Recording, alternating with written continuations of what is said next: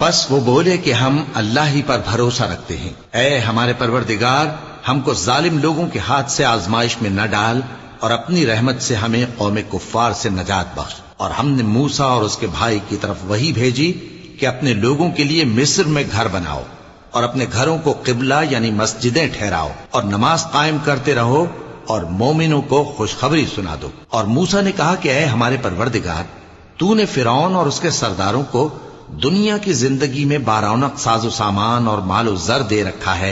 ए परवरदिगार, क्या इसीलिए कि वो तेरे रस्ते से गुमराह कर दें? ए परवरदिगार, इनके माल को बर्बाद कर दे और इनके दिलों को सख्त कर दे कि ईमान न लाएं जब तक अजाब अलीम न देख लें। अल्लाह ने फरमाया कि तुम्हारी दुआ कबूल कर ली गई, तो तुम साबित कदम रहना और बेअक्लों के रास्ते पर न चलना।